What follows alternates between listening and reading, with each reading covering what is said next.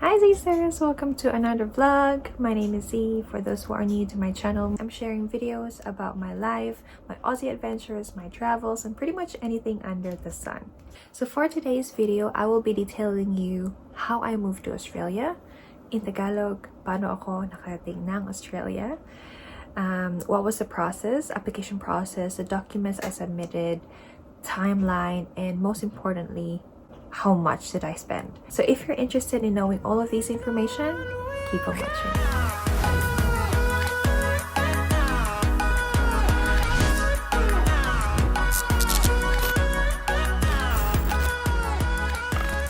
So magsimula po tayo sa disclaimer.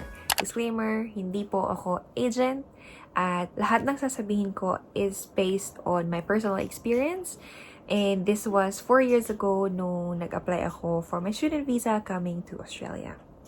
Back then, nung bata pa ako, I really wanted to go abroad, I really wanted to study abroad, travel the world, and my dream goal was to become a flight attendant, or dream career. Dream career ba? Dream career? Yeah. Dream. No. Ambition. Yan. Yung ambition ko is maging flight attendant. However, kulang po tayo sa height. Aware naman ako. 5 feet 2 inches lang po kasi si Z. So, hindi po ako laging pumapasa. At napag-isip-isip ko na, alam niyo yun, yung iba kasi, pwede mong pag-aralin. Pero yung height, hindi mo madadaya. So, I have to think of another way to make a better future for myself. Yun. And gusto ko nga mag-aral. So, kaya ako nandito. Okay. So, ano nga ba yung una kong ginawa? Ang una kong ginawa is I inquired to multiple agencies sa Pinas. Ang dami nila dyan. And they don't charge consultation fees. Gathered as much information as I can.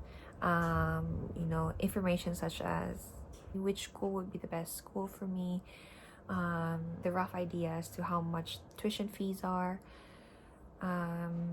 what was the process, like how many months do I have, just those basic stuff. I think the only difference na nakita ko sa pag-inquire sa multiple agencies is that depende yung school na offer nila sa'yo. Kasi some schools hindi naman sila affiliated with. So, doon lang nagkakaiba. But, depende kasi sa'yo kung sino yung pipiliin mo ko at kung ano yung school yung gusto mong pasukan. Yun. So, aside from going to multiple agencies, tip ko lang din is mag-research din kayo ng sarili nyo. Like what you're doing right now, you're watching my video, right? So, not because you watch one video, okay na yun. Mag-watch pa kayo ng madaming videos. I'm sure madami pa dyan. Mag-read kayo ng mga blogs, mga articles, paano din yung iba nakapunta dito. Because we have different experiences. And yun ang hindi ko ginawa. And I know now na I should have. So, kung may time kayo, manood kayo ng mga videos. Kasi iba kapag may alam ka kaysa sa pupunta ka ng agency na wala kang alam. Because whatever they'll throw at you will just accept it. Kasi wala ka namang alam eh. But then, if you have done your own research, you have heard about our stories, alam mo kung ano yung mga dapat mong tanungin. Hindi lang sa ano lang yung ibibigay nila sa'yo. I hope you're getting it. So, a few things that they will ask you is what your interest in, ano yung tinapos mo. One thing I have to tell you, and you have to tell your agent, is ano yung long-term goal mo. Sa akin kasi, gusto ko mag-aral dito, yes. And of course, I wanted to stay here, if possible, you know. Ang nangyari kasi sa akin is I took up masters in business administration. However, MBA is not part of the skilled list para maging PR ka or para maging permanent resident ka dito sa Australia. So, dun ako medyo na-disappoint kasi this wasn't discussed with me, and now I have finished my course, hindi ko na alam anong gagawin ko. Kasi the main goal before was just to take me here, I'll study, check yun, and I'll be able to live abroad. Okay, check din. But, na-miss out yung long-term goal ko. Okay mag-take ng MBA kasi hindi talaga siya part ng skilled. Unless na lang kung gusto nyo talaga mag-MBA sa Australia, then all good. Next is, once na nabigay na sa inyo yung list of schools, iuwi nyo yun. Ganyan ng time yung sarili nyo para mag-decide. Kasi tingnan nyo kung magkano yung tuition fees. Per school na nasa list na ibibigay nila sa'yo, compare nyo. Kasi it's expensive. Mahal nga tuition sa Pinas eh, diba? What more? Napupunta ka sa abroad. I'll share to you, mas expensive si university kaysa sa college. Baka naman sabihin mo sa akin, Z, mag-work naman ako dyan eh. Mag-earn naman ako ng dollar. Okay, yes. Yes, mag-earn ka ng dollar and yes, mag-work ka naman dito. Kaya mo naman, pwede naman mag-work. Ang problema nga lang guys is that when you come here on a student visa, you are only allowed to work 20 hours per week. So I would suggest and recommend na dapat meron ka talagang, yan mo yung stable na source of funds na pwede mong kunin. Hindi ka lang mag-rely doon sa 20 hours. So kung ano lang yung kaya natin, depende sa magkano yung pera natin, and kung magkano man yung makukuha natin kapag mag-work tayo, that's good. Next naman guys, after the cost is i-check nyo naman yung proximity from school dun sa titirhan nyo. Kung may titirhan kayo na family member dito or may relative kayo dito and balak nyo magstay sa kanila, then i-check nyo yung distance and yung travel time. Kung gaano katagal at kung ilang trains pa, ilang bus ba ang kailangan yung i-take. And ilagay ko na lang yung link dito sa taas. Ito yung first ever video ko na in-upload ko, and it's about the apps that you can use when you are here in Australia. So you can also use this to know kung gaano kalayo yung distance from your school dun sa titirhan nyo. You can use Google Maps, and then you can also use Trip View app para malaman mo kung ilang bus, trains ang gagamitin mo. So watch it, it will help you. Tapos, i-check nyo din kung may scholarships ba na ino-offer yung school na papasukan nyo. Kasi, hindi naman necessary na ang tawag dyan, kahit hindi naman masyadong mataas yung grades nyo, but kung tinay nyo, malay mo, baka maging eligible ka, diba? So, check nyo kung may mga scholarships na ino-offer yung school. Tapos, yung last dito is, i-check nyo kung kailan yung next intake. Kasi dito sa Australia, guys, may tinatawag na school intake. So, parang sa atin, first quarter, second quarter, third quarter, fourth quarter, diba? Ganon. Dito, may quarterly din, and meron din trimester. Kunwari, first quarter na nila, check nyo kung gaano katagal bago mag-second quarter para mag-a-allot kayo ng ample time to be able to process all documents bago yung intake na yun para hindi nyo ma-miss. January ngayon. Yung next na intake nila ay April. After ng April, next intake naman ay June. Kung sa tingin nyo kaya nyo tapusin yung all the visa and documents nyo by April intake, then i-aim nyo yung April intake kapag magsasend kayo ng application. Pag hindi naman, dun kayo sa safe side, i-apply nyo yung June na intake para madami kayong oras to process everything. So, pag binigyan na kayo ng school, punta kayo sa website na ito. It's actually a website na makakatulong din sa inyo to better compare yung mga schools. So, I'll show you. Kunin ko na lang yung tapos i-record ko ha. Hindi ko kasi alam paano siya i-pronounce. So, i-show ko na lang sa inyo kung ano at kung saan. So, itong link na to ha, again. And I'll show you my screen right now.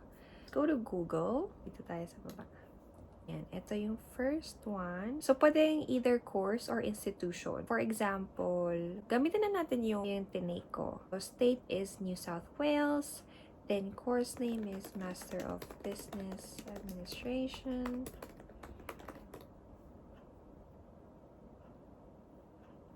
Yan, see, ang dami nila. Tingnan nyo guys, yung naka 104 duration, that's 2 years.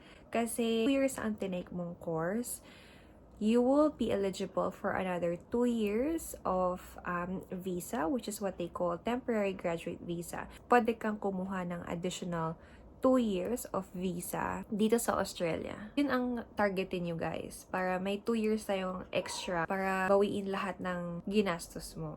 So, eto tayo. So, ang akin is Western Sydney University, this one. Yun. So, dyan yung makikita yung course name, and then yung tuition fee. Estimated $64,040 yung tuition for the entire 2 years. And real talk here, guys, I just picked the school that has Sydney. Because I'm studying overseas, so I'm like, might as well study a university wherein it says Sydney. Anyway, although the university that I went is actually a really good school too, so don't get me wrong. After that, at napili nyo na yung school nyo, send nyo na yung application form. I sent my application form together with my passport, birth certificate, transcript of records, diploma, and employment certificate. Tapos, si Western Sydney, meron din siyang pina-fill out na GTE form questionnaire. Doon sa GTE form questionnaire, may mga tanong about like, how did you hear about the university? Why study in Western Sydney University over other universities? What do you know about Australia? And your education background? Then, how are you going to fund your stay? So, nung time na nag-submit kami ng application na to, hindi pa kami na-show ng funds. So, after namin mag-apply, hiningan kami ng show money. Show money, later ko na i-discuss kasi I'll discuss it all naman sa inyo later para ma-chat down nyo din kung magkano sila at kung magkano yung kailangan nyo. Okay. After that, so once na-submit mo yung, GTE questionnaire, napakita mo sa kanila yung evidence of funds mo, evidence na kaya mong magbayad ng tuition, and kaya mong pakainin yung sarili mo habang dito ka sa Australia. Once that's done, si Western Sydney, guys, they are offering this so-called placement exam or overseas placement test. This is an English test. And this can be an alternative for you not to take IELTS. Pag hindi kayo pumasa sa placement, then mag-IELTS kayo. IELTS is an English exam. Basahin ko sa inyo, ha. IELTS is an international standardized test of English language proficiency for non-native English language speakers. So, dito, tinatest yung writing skills mo, reading skills mo, speaking skills. Apat yun eh. Ano pa isang na-miss ko? Writing, reading, listening. Kailangan may ma-achieve kang certain level of English. Technically, wala siyang pass, wala siyang fail. But, depende sa course mo, kailangan ma-achieve mo kung ano yung requirement ng course na yon. Scoring kasi sa IELTS, guys, pinakamataas ay 9. 8, 7, 6, 5, ganon. Ang courses, nag-require sila ng 7, nag-require sila ng 8, ganon. Some courses, yung vocational, mga diploma, I think they are accepting students who have IELTS score as low as 6. So, like I said, si Western Sydney, nag-offer siya ng placement exam. It's the same as IELTS. They will check your writing, reading, listening, and speaking skills. Pag hindi kayo pumasa sa placement, then mag-IELTS kayo. Or, pwede din kayong pumunta sa Australia na, and then, mag-English course ka muna bago yung actual na course na ito-take mo. Unfortunately, Z hindi pumasa sa placement. Guys, I missed 1.5 marks. Pero, 1.5 man yan, 0.5 man yan. Pag hindi mo naabot, hindi mo talaga naabot. So, I had to do plan B. Kasi mahal si IELTS, guys. It's about 10,000 ata. I'll just add the latest price dito, kung magkano siya. So, kung kaya mo namang ipasa yung placement exam, ipasa mo na yung placement exam. So, yun, going back, yung MBA na tinake ko sa Western Sydney, IELTS 7 ang kailangan. So, pumasa naman ako doon. I-check nyo sa agency nyo. I think there's a way for you to check it online, but I already forgot how. So, i-check nyo sa agency nyo kung ilan yung IELTS na kailangan nyo ma-take yung course na gusto nyo i-take. After that, guys, you'll be receiving a conditional offer from the university. Yun ay talagang ino-offer na nila, okay, tara na, pasok na sa school namin. Ganon. Mag-apply ka mag-apply ka na for student visa. Yun. Sa offer, nilalagay na nila doon kung magkano yung kailangan mong bayaran. So, ipapakita ko sa inyo guys kung magkano yung kinailangan sa amin before. So, ito siya guys. Ito yung offer sa akin ni Western Sydney before. As you can see, Master of Business Administration, tapos start date, tapos 2 years yung duration, matatapos ako ng 2018. Ito yung annual tuition fees. Grabe guys, no? 64 na siya ngayon. Yung kanina pinakita ko sa website, 10,000 na ang difference. 4 years ago lang siya. Tapos, ayun. So, remember guys, na every year pala, nagbabago yung tuition. Alright, so if we go down, itong 9,975 ang kailangan mong bayaran for the first tuition fee. And then, kailangan mo din magkaroon ng student health cover. Ito ay ang insurance mo. Ito yung babayaran mo if gusto mong si Western Sydney ang magbigay sa'yo ng insurance. Pero pwede ka din kumuha ng sarili mo, or if si agent ay meron, pwede din sa kanila ka kumuha ng insurance. Yung total payment if kagkasama yung 1,300. So, it's 11,327. Tapos, meron pang student services amenities fee na 290. Itong 290 guys, sa Pinas may mga miscellaneous fee. Yun ang SSAF. So, I'll show you guys paano pinabayad sa amin before. Parang resibo ang bibigay sa inyo Western Sydney and pay it via Western Union. So, ang total na pinabayad sa amin ni Western Sydney ay $7,581.73 US dollars. And if you convert it, magkano pa conversion ngayon? So, punta tayo sa XE. Kailangan na pinabayad sa atin ay 7,581.73. That is 11,038.54 AUD. Kung AUD naman to Philippine peso, that's 379,614.88 Philippine peso. And din pala kami kumuha ng insurance sa kanila. So, itong cost na to, wala pa siyang insurance, but sagot na yung first quarter tuition fee mo. Now, baka isipin nyo, hindi siya nagmamatch dun sa 9,975 plus 290.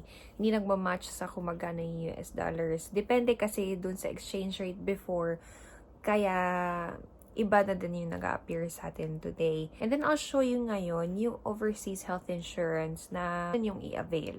Like I said earlier, hindi naman kami kumuha ng health insurance with Western Sydney. Kami nag-organize ng sarili naming insurance. I'll show you where to go. Go to oshcaustralia.com.au. Then, it will bring you to this website. You remember earlier, kailangan 27 months yung overseas health insurance na kukunin nyo. I forgot the reason why kailangan may extra. No. I think I forgot bakit kailangan 27 months. Basta alam ko lang dapat may extra siya. So, get got. Yun. So, ito yung health insurance companies na meron tayong pinakamababa na tinatawag na CBHS, International Health, 1,031.66 lang siya. Then, AHM OSHC, 1,151.70, and so on and so forth. So, nung pumunta ako guys, ang kinuha ko ay AHM OSHC. And okay naman siya so far. Wala naman ako naging problem. Back then, ang binayad namin ka AHM OSHC ay $1,017.60. The conversion before was equivalent to 35,616 pesos. Okay. Kapag guys nakabayad ka na sa school, magkakaroon ka na ng confirmation of enrollment. So, yun ang kailangan mo para mag-apply ng visa. Yun. So, once that's done, at na-organize mo na din yung OSHC mo, pwede na tayo mag-apply ng visa. Konting-konti na lang. Yan. So, dun sa visa application, kailangan mo ng 4 pieces passport size pictures, visa fee, This one, way back before, was 19,300. Courier fee, may binayad kami kasi nag-apply kami ng visa through VFS. And we needed to pay 1,229.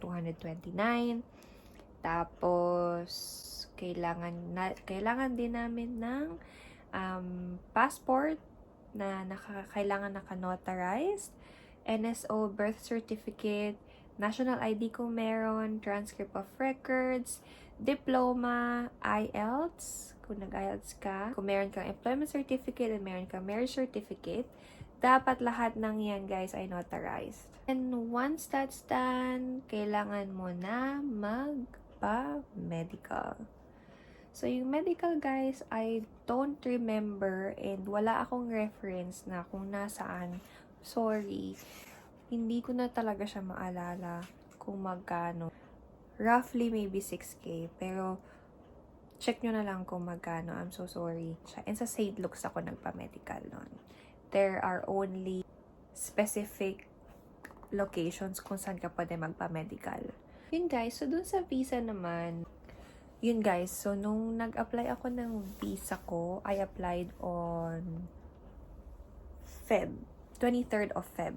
Tapos, yung intake ko was April. 2 months lang siya. Actually, not 2 months eh. Not even. Medyo na-late ako ng pasok kasi yung visa grant ko was 7th of April ko natanggap. Tapos, I think kailangan ko nang mag-orientation nun. Na-miss ko yung orientation. Na-miss ko yung first week of school. But that was okay kasi nag-aantay kami ng visa eh. And wala pa akong visa. So, understanding naman yung school. Overall, it's about 6 months. 6 months plano and process ang kailangan mo. Kasi I was thinking about all of these nung around September, October. And then I had my application submitted around October. Tapos, mabilis naman yung process kapag sa school diretso. Tapos, nag-placement exam ako end of October. And then, I failed. Tapos, dun ko nalaman na kailangan ko mag-IELTS. I only had 2 weeks para pag-aralan kung paano. Kasi, like, kapag sa speaking, one thing I've learned is tuloy-tuloy ka lang magsalita. As long as, kahit yung minsan hindi na naman make sense, basta tama yung grammar mo. 2 weeks yun na pinag-aralan ko yung IELTS. And then, nag-exam ako. Tapos, yun na guys, lahat na yun, process ng application. Kasi medyo mahaba yung process po tapos namin was, yun nga, February. Kung feeling mo naman ready naman na lahat, I think pwede naman mga 3 months siguro, 4 months. But yung sa akin, sobrang bilis na yun guys, 6 months. Of plano, of process, application. So, if ako tatanungin nyo, I think 6 months would be a good time frame para i-prepare nyo lahat. Yeah. Ito ngayon, papakita ko na sa inyo kung magkano lahat na nagastos ko from school to student visa para malaman nyo kung magkano yung kailangan nyo. Okay?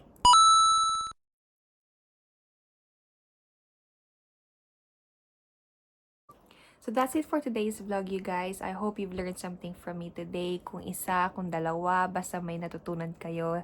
Sana naman. If you enjoyed this video, don't forget to hit the like button. Tapos kapag may mga request kayo, just let me know. Comment down below. And then subscribe to my YouTube channel na din. And hit the bell button para ma-notify kayo every time na nag-upload ako. Follow niyo na din yung Facebook page ko, WonderZ. Thank you! Thanks for watching. Bye!